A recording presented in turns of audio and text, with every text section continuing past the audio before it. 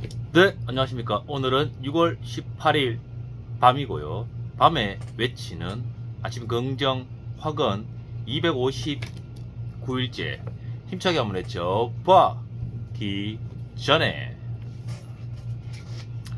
다시 마음을 좀 다잡고 세 권의 책을 들고 다니면서 읽고 있습니다. 한 권은 시간은 흐르지 않는다. 카를로 로벨리. 이제 한 3분의 2 정도 읽었습니다. 처음에는 좀 재밌었어요. 그러니까 이게 머릿결에 보면은 갑자기 기억이 난다.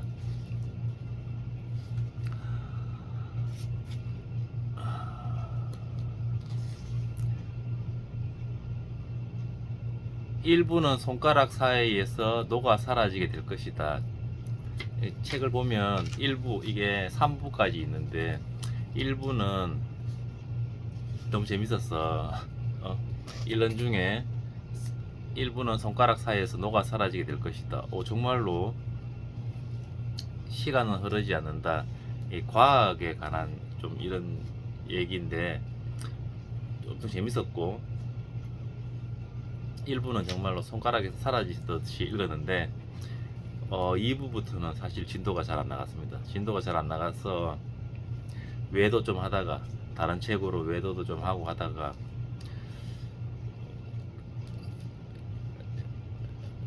다 읽어야 되니까 뭐랄까 좀 읽고 말겠어.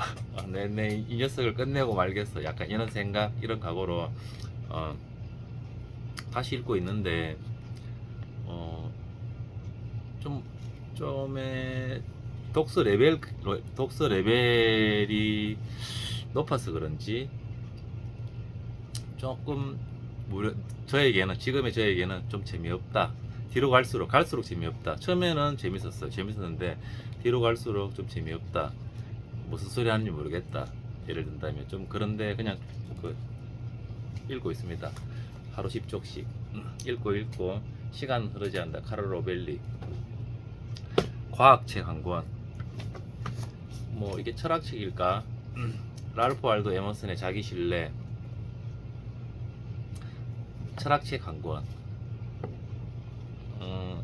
이 책은 좀 재미있는 부분도 있고, 그러니까 이렇게 잘 읽혀지는 부분, 또는 이렇게 좋은 글귀 잘 읽혀지는 부분도 있고, 또 좀 어려운 부분도 있고, 또 좀 재미없는 부분도 있고, 좀 이렇게 섞여 있는데, 좀 재미있는 부분들은 있을 때는 재미있는 부분을 읽을 때는 또 여러 장이 읽는데, 이것도 좀 그렇게 재미있진 않다. 좀 아직까지는 자기 신뢰, 철학책 한 권, 그리고 읽고 싶은 거 한 권. 고 작가님께서 과학, 철학, 그리고 읽고 싶은 거 세 권을 읽으라고 얘기하셔서 어제 읽다가 이렇게 아직 완료를 못했는 책들을 선별해서 근래에 이제 원싱을 계속 읽고 있었는데 원싱을 또 이제 타이탄의 도구도 다 읽고 린치핀으로 갈까 고민하다가 원싱이 좀 괜찮았습니다. 내용이 괜찮아서 원싱을 맞아보자 싶어서 원싱을 들고 다니고 있습니다. 세 권을 무슨 일이 있어도 하루 10쪽씩 읽겠다는 목적을 가지고 들고 다니면서 읽고 있는데, 아무래도 자기계발서가 좀 이렇게 잘 읽히는 거죠. 자기계발서가 원싱, 자기계발서인데 자기계발서가 좀 잘 읽히고, 그러니까 좀 더 재밌습니다. 또 이렇게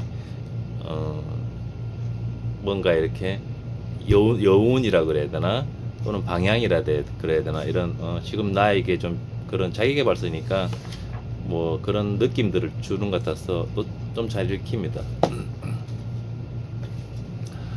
오늘 아침 긍정 확언은 잘 읽히는 자기계발서 원싱의 어느 부분을 한번 읽어보겠습니다.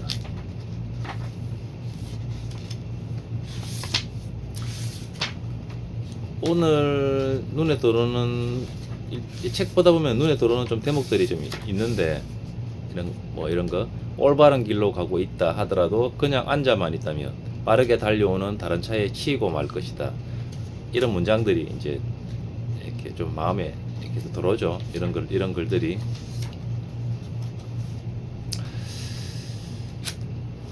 자, 오늘은 목적의식이 주는 행복. 사람들에게 삶에서 무엇을 원하느냐고 물어보면 행복이라는 답을 가장 많이 들을 것이다. 구체적인 답변은 매우 다양할 수 있겠지만 우리가 가장 원하는 것은 아마 행복일 것이다. 그런데 행복은 우리가 가장 오해하고 있는 것이기도 하다. 동기가 무엇이든 우리가 살면서 하는 행동 대부분은 궁극적으로 우리가 우리 자신을 행복하게 만들기 위한 것이지만 행복은 우리가 생각하는 방식으로 찾아오지 않는다. 저는 이런 것들이 좀 좋습니다. 계획은 계획일 뿐이다. 또는 이렇게 행복은 우리가 생각하는 방식으로 찾아오지 않는다. 기회, 부 이런 것들은 우리가 한 번도 이뤄보지 않은 그런 것들은 이뤄보지 않은 단계에서 생각하고 있는 그런 방식 이렇게 찾아올 것이다. 그러니까 뭐랄까 행복은 로또 복권 같은 게 아니죠. 로또 복권처럼 그렇게 다가오는 게 아니죠. 기회나 행운은. 그러니까 이런 글귀들이 조금씩 좋죠. 행복은 우리가 생각하는 방식으로 찾아오지 않는다. 그러면서 뒤에 이제 동양 그릇이라는 이제 예시를 드는데 이 예시 참 좋습니다. 그릇이 그저 인간의 욕망으로 만들어져 있을 뿐이다 라고 얘기하면서 우리가 직면하는 가장 큰 도전 중 하나는 우리의 목적의식이 거지의 동양 그릇처럼 바뀌지 않도록 만드는 것이다. 우리를 행복하게 만들어 줄 다른 어떤 것을 끊임없이 찾는 밑빠진 독, 이것과 싸우는 건 무척이나 힘든 일이다. 열심히 돈을 벌고 살림을 늘리는 이유는 거의 대부분 돈이 우리에게 가져다 줄 것이라 기대하는 기쁨 때문이다. 한편으로는 정말 그렇기도 하다. 돈이나 원하는 것을 손에 넣으면 잠시나마 행복 지수가 솟구친다. 하지만 그 시간은 길지 않은 경우가 대부분이고 이내 원상태로 돌아가고 만다. 예로부터 많은 철학자들이 행복이란 무엇인지 고민해 왔고 그들이 내린 결론은 거의 비슷했다. 돈과 재산이 많다고 자동적으로 지속적인 행복이 생기지는 않는다는 것이다. 우리는 주변 환경을 어떻게 해석하느냐에 따라 환경의 영향을 많이 받을 수 있고 적게 받을 수도 있다. 큰 그림을 보지 못하면 반복적으로 성공만 찾게 되기 쉽다. 왜 그럴까? 일단 원하는 것을 얻고 나면 새로 얻은 것에 금세 익숙해지기 때문에 머지않아 행복감이 사라진다. 이는 모든 사람에게 일어나는 일이다. 그래서 결국 새 생활에 지루함을 느끼고 또 새로운 무언가를 손에 넣고자 한다. 그보다 더 심각하게는 잠시 멈춰서서 손에 넣은 것을 즐기려 하지도 않고 곧장 다시 일어서서 다른 무언가를 찾아 움직이게 될 수도 있다. 거지로 남기에 딱 좋은 길이 아닐 수 없다. 그렇다면 어떻게 하면 지속적인 행복을 찾을 수 있는가? 행복은 만족을 느끼는 길에서 생겨난다. 행복은 만족을 느끼는 길에서 생겨난다. 오늘의 문장입니다. 오늘의 문장 한 줄. 행복은 만족을 느끼는 길에서 생겨난다. 많이 봤죠. 많이 본 문장이고 다 아는 그런 문장이지만 또 만나면 이 책 여러 책에서 여러 사람이 똑같은 말을 한다는 것은 진리라는 얘기죠. 진리는 단순하다. 행복은 만족을 느끼는 길에서 생겨난다. 이 책에서도 얘기하고 수많은 다른 또 책에서 다른 작가님들이 계속 얘기하는 그런 거는 진리라는 얘기입니다. 그렇기도 하고 아니기도 하다. 그건 모두 당신이 그 돈을 갖고 무슨 일을 하느냐에 달려있다. 역량에 대한 부분을 얘기하는 거죠. 부는 역량 있는 사람의 손에 들려진 가치다. 비트겐슈타인 아니죠. 아니죠. 비트겐슈타인 아니죠. 비트겐슈타인 다른 거죠. 비트겐슈타인은 내 세상에 내 언어의 크기가 내 세상의 크기다. 그죠. 이건 누구였지? 까먹었습니다. 까먹으면 안 되는데. 그 돈을 갖고 무슨 일을 하느냐에 달려있다. 역량에 대한 부분입니다. 마찬가지로 행복은 더 많은 재산보다는 더 큰 목적의식을 가졌을 때 나타난다. 그래서 행복은 만족으로 가는 길에 나타난다고 하는 것이다. 행복하고 싶다면 어떤 성취에서 또는 그 성취로 가는 그 과정 안에서 만족하는 그 길에서 그 행복이 나타난다고 하는 겁니다. 뭐 좋은 문장. 우리가 매일 하는 행동이 더 큰 목적 의식을 충족시킨다면 가장 강력하고도 오래 지속되는 행복이 가능해질 것이다. 우리가 매일 하는 행동, 꾸준함이죠. 꾸준함을 얘기하는 겁니다. 매일 하는 행동, 꾸준하게 매일 하는 행동. 읽다 보면 이런 문장들이 다 연결되어서 다른 책들과 연결되어서 나오는 이 반복되는 문장들이 결국 진리다 하는 것을 느끼게 되고 그 진리들이 눈에 조금씩 보입니다. 오늘은 일단 3권을 10쪽 이상씩 읽었는데 꾸준하게 또 해야 됩니다. 집에 가면 읽다가 잠들까봐 일단 다 읽었고, 집에 가서는 또 다른 책을 읽다가 잠이 들어야 됩니다. 일단은 오늘은 목표를 한 3권을 다 읽었습니다. 하나, 나는 매일매일 성장하여 그 감사함으로 세상의 이로운 가치를 전달하며 살고 있다. 둘, 나는 매일 아침 긍정 확언으로 열정을 유지했다. 셋, 나는 원하는 것을 매일 100번씩 외쳤더니 모든 것이 이루어졌다. 넷, 나는 매일 아침 운동복을 입고 매일 밤 손가락 장갑을 꼈더니 건강한 신체를 갖게 되었다. 다섯, 나는 장모님을 위하여 중국어 공부를 꾸준히 하였더니 사업을 중국에도 진출하게 되었다.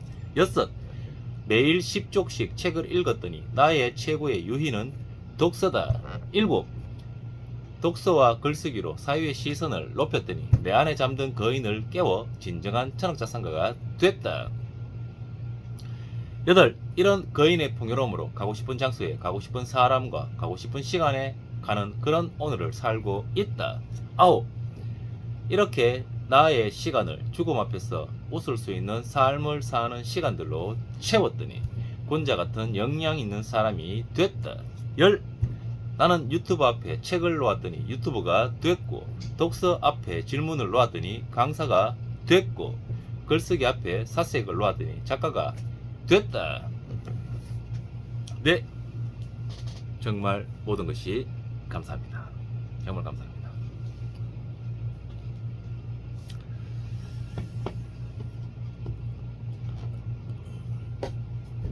어제는 그냥 좀 이런 생각이 들는데,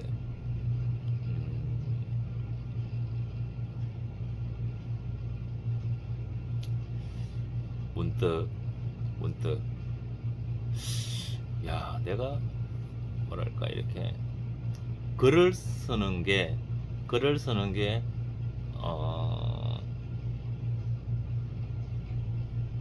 내가 쓴 글에 너무 만족스러웠어. 내가 쓴 글에 너무 만족스럽고 너무 내가 이 글이 내가 쓴 글인가 싶은 생각이 들면서 그 충만함에 그 쓴 글을 몇 시간 동안 본 적이 있습니다. 네. 그러니까 하루에 그 글을 본 시간만 제법 됩니다. 1시간 이상 본 것 같아요. 읽고 또 읽고. 반복해서 계속 읽으면서 와 이걸 내가 이게 내 머리에서 나온 글인가 싶은 생각이 드는 그런 글들이 있습니다. 이렇게 적고 나서 어, 그럴 때 문득 내가 글을 쓸 수 있겠는데